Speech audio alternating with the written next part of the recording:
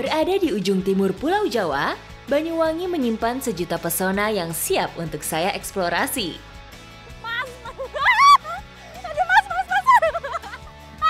Takut. Bumi Osing juga dianugerahi garis pantai terpanjang di Indonesia. Membentang sepanjang 175 km, Banyuwangi adalah surganya para peselancar. Salah satunya adalah Pantai Pulau Merah. Bersama komunitas selancar setempat, saya pun sudah tidak sabar ingin segera menjajalnya.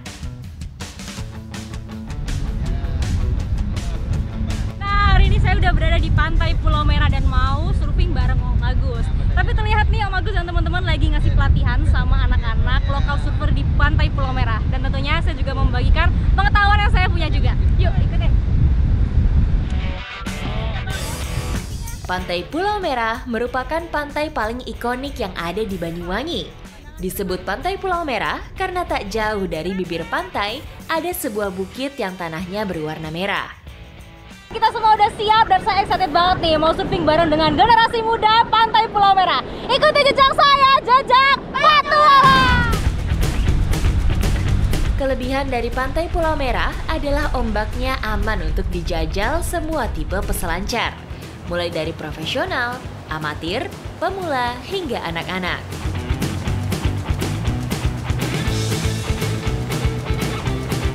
Jadi karena memang anak-anak ini basicnya udah bagus, tapi kita sebagai pelatih harus tetap mendampingin mereka dan memberi pelatihan yang benar. Karena kondisi ombak dan cuaca kan kita nggak tahu ya.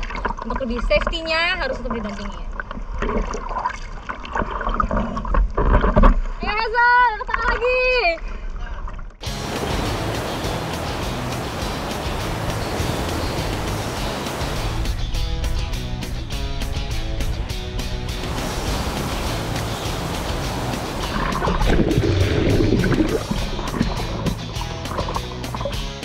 Ombaknya makin tutup ya.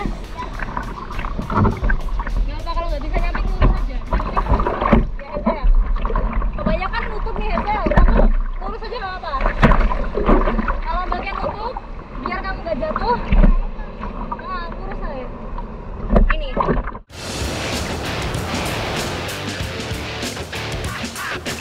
Ombak di Pantai Pulau Merah terbilang cukup besar, berkisar 2 hingga 4 meter.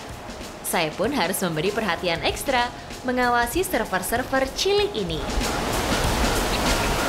Mana Hazel? Capek? Iya, ombaknya banyak nutup.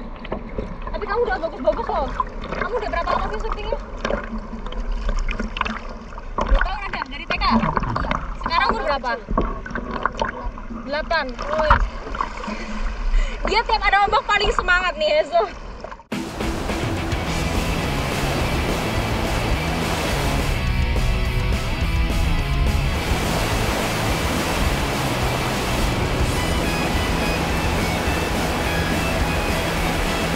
Aktifnya tuh udah berapa lama Mas? 1 bulan paling aktif ya? Tapi mulainya udah berapa tahun? Anak-anak hampir setengah tahunan. Oh, setengah tahun. Oh, itu cepet banget ya. Cepet termasuk. Apalagi kalau dilihat nih mereka agresif banget ya. Itu tanda yang baik. Berarti dia punya sifat kompetitif. Kalau itu kompetisi bagus.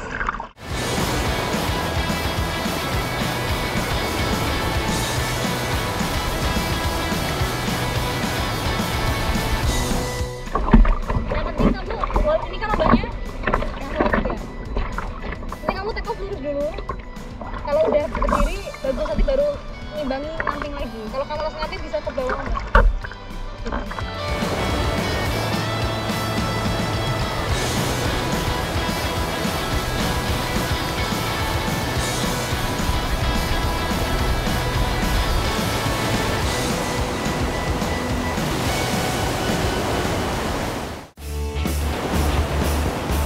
Selesai melatih anak-anak, saya yang sudah gatal langsung tancap gas menjajal ombak di Pantai Pulau Merah.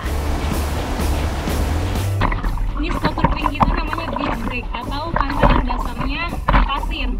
Pantai-pantai seperti ini ada plus minusnya. Minusnya, ombak yang konsisten itu pecahnya nggak berada di satu poin aja. Tapi plusnya,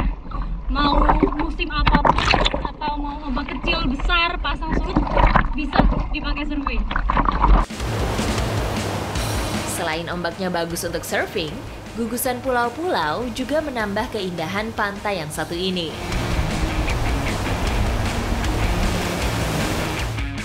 Ini saya dimanjakan banget sama pemandangannya. Pantainya bersih. Terus juga airnya bersih banget, crystal clear.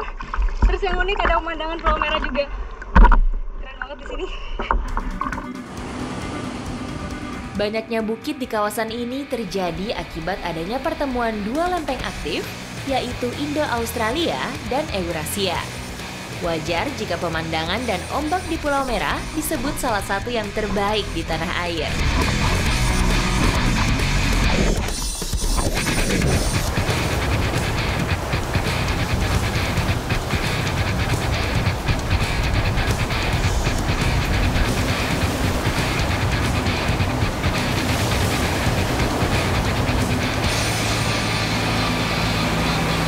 Ombak di pantai Pulau Merah sendiri cukup konsisten. Tantangan terbesar ada pada anginnya yang lumayan kencang.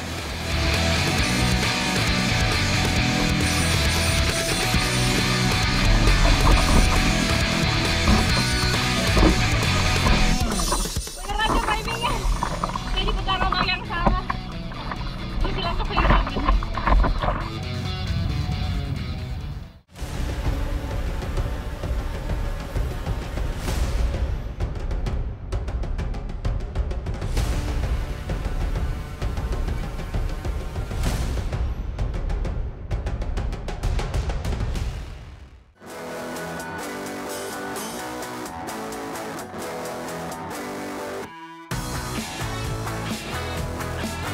Sebagai kabupaten terluas di Pulau Jawa, Banyuwangi menyimpan potensi alam yang sangat besar.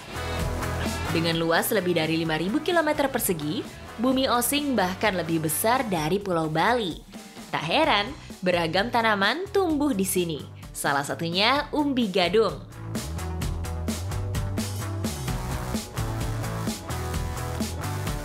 Masyarakat Desa Paspan biasanya memanfaatkan umbi gadung untuk dijadikan bahan pangan alternatif. Tapi kali ini yang kita manfaatkan bukan hanya umbinya aja loh. Penasaran? Ikuti jejak saya, Jejak Petualang.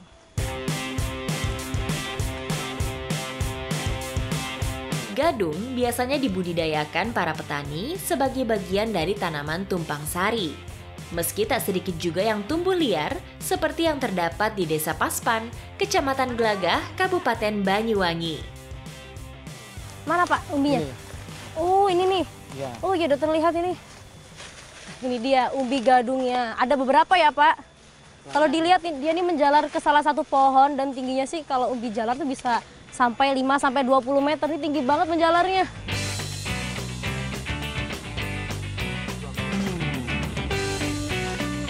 Aduh duri. Duri. Ini duri. Ah iya. Aduh berdarah. Oh emang harus berhati-hati karena umbi gadung identik dengan Ini pohonnya batangnya yang berduri nih, lihat. Tadi nggak kelihatan ke bawah-bawah, saya bersihin tanah kena. Harus hati-hati ya Pak. ya. Tumbuhan merambat ini dapat dipanen setelah berumur 6-12 bulan.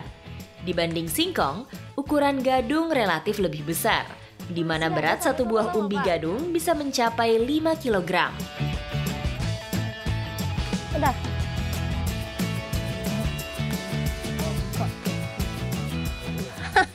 Pak ini pakainya susah Bapak. Oh bisa? Ya. Ah ini dia. Bentuk gadung sangatlah khas karena diliputi rambut akar yang panjang dan kaku. Gadung berasal dari India bagian barat, kemudian menyebar luas hingga ke Asia Tenggara.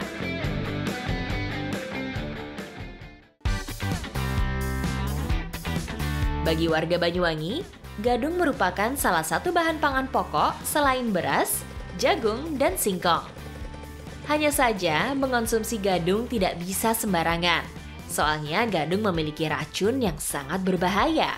Bahkan bisa menimbulkan kematian jika tidak diolah dengan benar.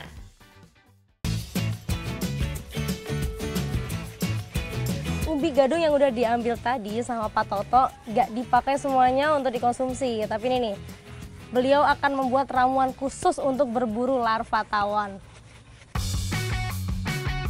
Gadung memiliki senyawa racun yang disebut glukosida sianogenik. Senyawa tersebut dapat berubah menjadi asam sianida apabila masuk ke dalam pencernaan manusia. Siapa sangka, racun gadung ternyata bisa juga dimanfaatkan untuk berburu hewan. Racun gadung memiliki kandungan setara dengan insektisida alias pembasmi serangga. Kang, pocong golek tawon. Iya, pocok. Iki kayak obatnya bagi gawe. Temennya Bapak mau ikut nyari tawon ya? Iya. Oh iya, nih Mas, mumpung udah jadi sekalian ramuannya. Langsung berangkat ya.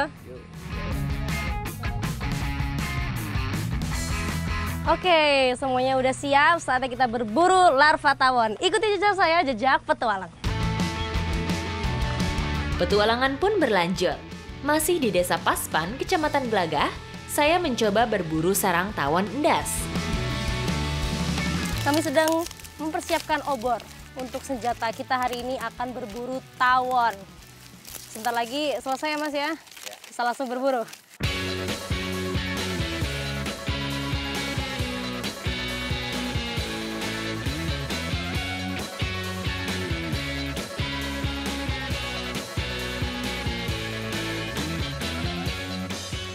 Ini pohonnya. Ini kita udah sampai di lokasi di mana ada sarang tawonnya. Di pohon ini tinggi sekali, Pak. Ini 20 meter ada kali ya, Pak? 20 meter tingginya dan Pak Toto harus memanjat. Dibapatin dulu nih sisi-sisinya biar enak manjatnya.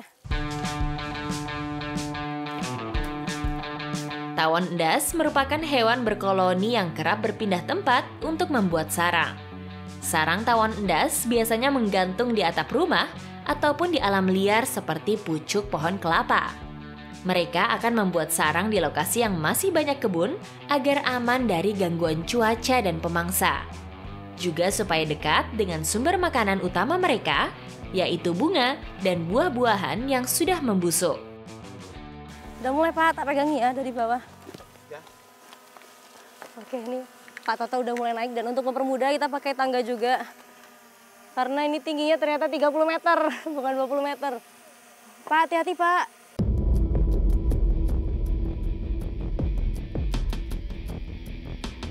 Tawon ini tersebar secara merata di kawasan tropis dan subtropis Asia. Dalam satu sarang, biasanya terdapat ratusan hingga ribuan ekor tawon. Berbeda dengan tawon madu, tawon endas bisa menyengat hingga berkali-kali. Tawon yang menyengat selalu tawon betina, karena alat sangat tersebut sekaligus berfungsi sebagai kantung reproduksi untuk bertelur. Oke, ini kita menemukan tawon endas yang dia masih hidup ya Mas? Tapi sebenarnya udah sedikit lumpuh jadi saya coba pegang. Aduh ini serem banget. Dia punya corak sebenarnya warnanya kuning di bagian kaki sama ekor.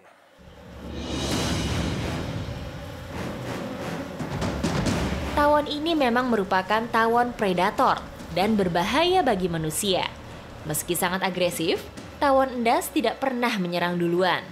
Tawon endas baru akan menyerang jika sarangnya diganggu seperti ini. Untuk itulah, diperlukan galah yang ujungnya disulut dengan api jika ingin mengambil sarangnya. Mengingat pohon ini sangat tinggi, kecil kemungkinan tawonnya menyerang hingga ke bawah sini.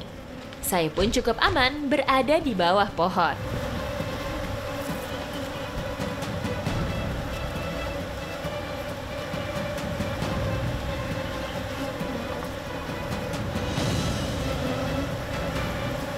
Pak, aman Pak, ini Pak. Oh, ini dia sarangnya, tawon endas. Dia sudah mati semua, Pak? Sudah mati. Sudah mati, oke. Ini dia penampakan sarang dari tawon endas. Jadi kenapa namanya tawon endas? Karena dia punya bentuk sarangnya ini menyerupai endas, itu bahasa Jawanya dari kepala. Di daerah sini ternyata bukan hanya ada satu, tapi ada dua sarang tawon sekaligus. Saya pun segera bergeser ke sarang tawon berikutnya yang lokasinya tidak begitu jauh. Ini nih pohonnya, pohon kelapa. Nggak setinggi yang tadi, tapi masih tinggi juga, 15 meter tingginya. Jadi ternyata tawon ini justru lebih mematikan dari tawon das. Cuman karena disemprot pakai ramuan ini, pinjam ya Pak, dia akan mati langsung di sarangnya.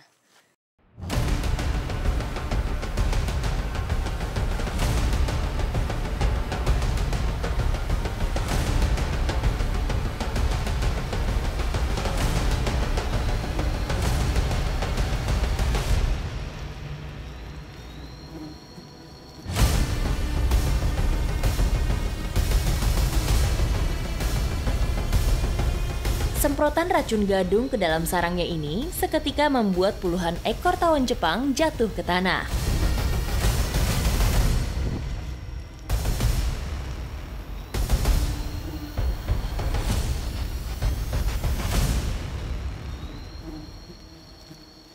Udah aman Pak? Aman. Oke. Wah ini banyak sekali berjatuhan. Ini dia tawon penyengat Jepang. Ini sangat-sangat berbahaya, berbeda dengan tawon das. Dari warnanya nih, kuningnya lebih menyebar di area kepala, badan dan juga ekor juga.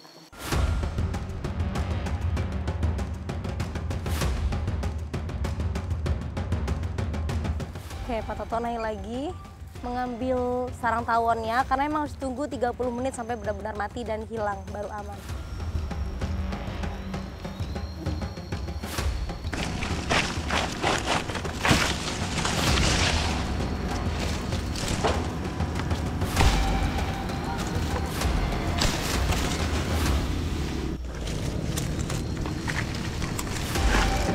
Jatuh.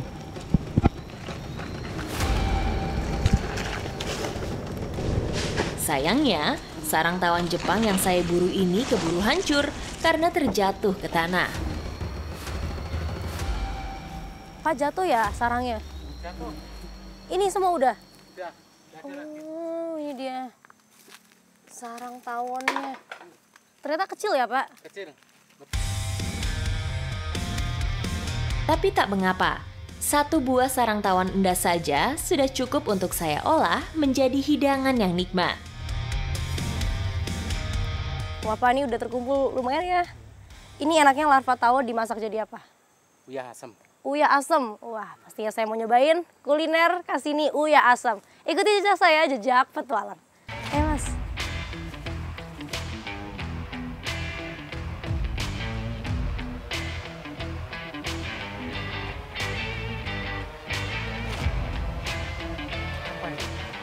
Apa itu Pak?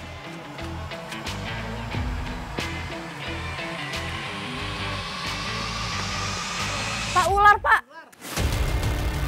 Ih, Pak, hati-hati Pak, hati-hati Pak. Pak Toto jangan di situ Pak. Tak dinyana di tengah perjalanan, kami berpapasan dengan ular kobra. Beruntung, ada seorang pawang yang hendak mengamankan kobra tersebut. Saya pun bergidik ngeri menyaksikan momen penyelamatan ini.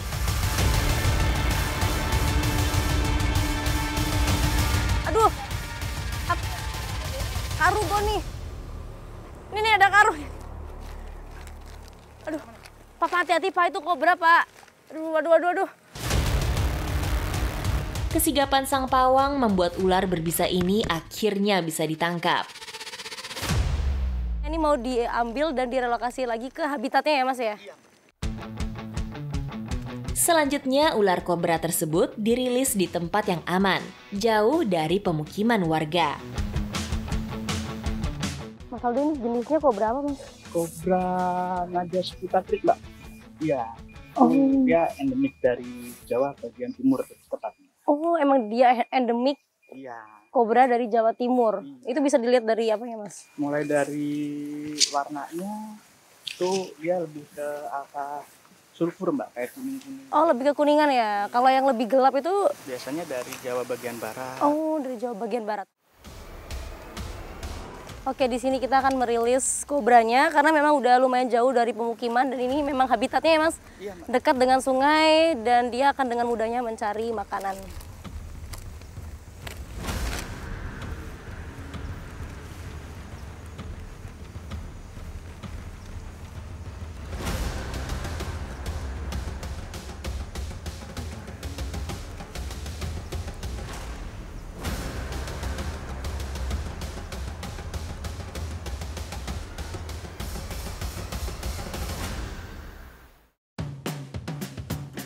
Gadung dan sarang tawon yang sudah saya panen tadi pun segera saya olah. Gadungnya diolah jadi gadung kukus. Sementara tawonnya dibuat olahan uyah asem tawon. Nah, menu masakan hari ini adalah uyah asem tawon dengan umbi gadung kukus. Sembari umbinya dikukus, saya mau bantuin Pak Toto dan Ibu siapin bumbu. Ntar ya, Mas. Mana, Pak? Oh, ini ngambilin larvanya ya? Tawon yang digunakan adalah bagian larvanya. Pak, ini bisa dimakan mentah, Pak? Ya. Beneran? Coba Pak Toto dulu dong. Ya. Coba, Pak. Coba dulu dong, baru saya coba. Oh, saya ditawarin, Bapak nggak nyoba. Gimana? Enak? Manis, manis. Manis? Ya. Oke, aduh, dia masih bergerak-gerak tuh, lihat. Tapi saya penasaran. Coba ya. Semua Pak dimakan ya? Iya.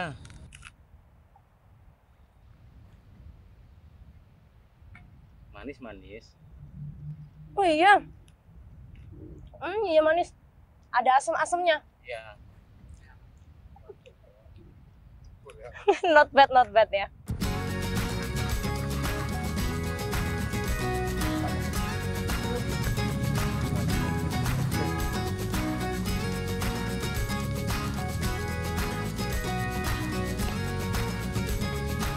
Ayo Bu, masak Bu. Selanjutnya, giliran larvanya yang dimasukkan ke dalam kuah.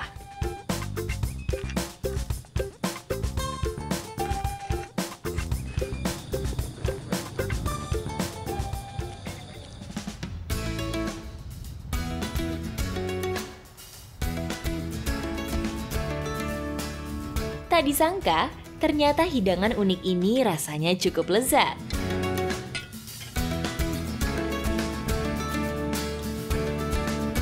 Kalau udah dimasak gini ternyata larvanya ini lebih plain, tapi tetap ada aftertaste-nya itu ada asam-asamnya gitu ya Pak. Makanya namanya uyah asem, ada rasa gurih, asin dan juga asem.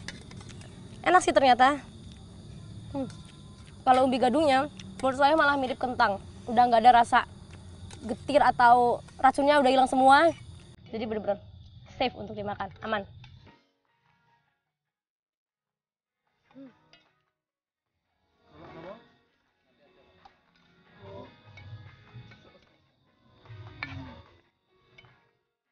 Siapa sangka larva tawon dan umbi gadung yang biasa dianggap momok sebagian orang bisa diolah menjadi kuliner yang lezat seperti yang saya coba ini di Desa Pasman, Gelaga, Banyuwangi.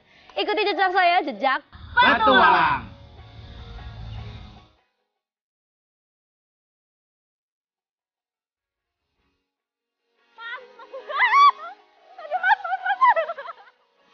Hehehe, nggak boleh.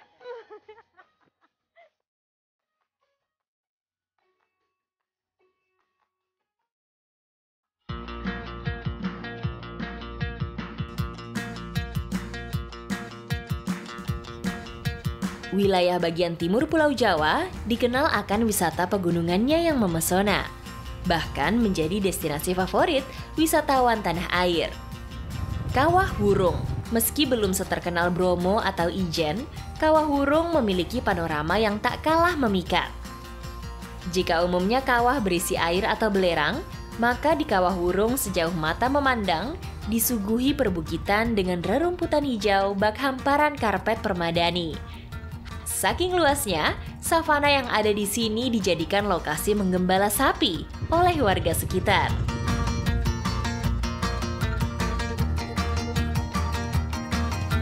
Jadi emang Kawah Wurung ini menjadi lokasi yang pas untuk pelepas liaran ternak karena bisa dilihat savananya luas sekali dan rimbun sekali, tapi para pemilik harus melakukan pengecekan rutin. Kalau sekarang rumputnya udah mulai habis ya Mas, jadi ya, jadinya harus dipindahin. Kawah Wurung terletak di Kabupaten Bondowoso, tepatnya di Desa Jampit, Kecamatan Sempol. Sapi di sini rata-rata merupakan sapi lokal berjenis sapi peranakan Ongole. Seekor sapi di Kawah Wurung bisa makan hingga 50 kg rumput setiap harinya. Mas, saya sebelah Mas Imam aja ya. Mas. Aduh mas. Takut. Aduh, belum apa-apa saya udah dikejam.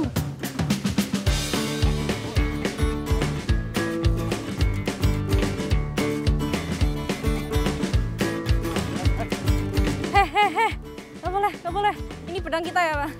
Alat pertahanan diri kita. Kita harus bawa ini bambu supaya mereka takut. Tapi nggak ngefek, saya dikejar-kejar dari tadi. Pak, tunggu saya, Pak. Di Kawah Wurung terdapat sekitar 2.000 ekor sapi yang tersebar di kawasan seluas 100 hektar. Lantaran tak terbiasa melihat orang asing, sapi di Kawah Wurung cenderung agresif bila akan didekati oleh orang yang baru dikenal. Aku juga takut ternyata. Kayak ini kita mulai giring, membentuk formasi juga ya biar mereka jalannya nggak kemana-mana. Dan kalau saya pikir-pikir ternyata sapi itu hewan yang pintar dan protektif karena dia cuma nurut sama pemiliknya aja. Karena sama saya juga kayak tadi, karena masih belum kenal dikejar-kejar. Jadi saya harus berhati-hati. Selain menggembala sapi, hari ini juga saya berencana untuk membantu menangkap seekor sapi untuk dijual ke pasar hewan. Berhenti! Stop! Oh iya Pak, beneran stop loh. Ngedengerin Pak Abdul. Beneran suruh berhenti pada berhenti semua tuh. Ngeliatin Pak Abdul.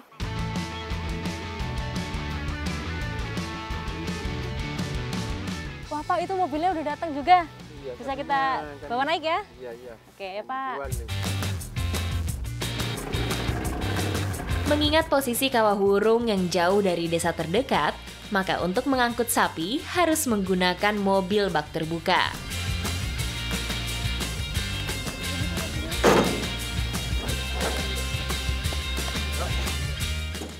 Nah. Yeay, akhirnya berhasil juga.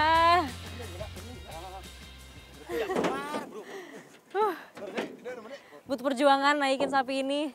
Kita jaga 4 orang. Setelah beberapa menit akhirnya dia naik juga.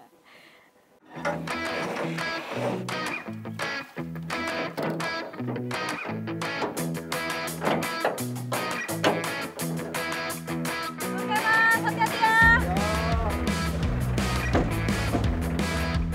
Wah, senang sekali hari ini saya bisa mengikuti aktivitas masyarakat Jampit, gembala, ternak liar. Dan menurut saya ini adalah simbiosis mutualisme karena pemiliknya pun nggak perlu repot-repot mencari makanan dan sapinya bisa bebas di alam. Ikuti jejak saya, jejak petualang.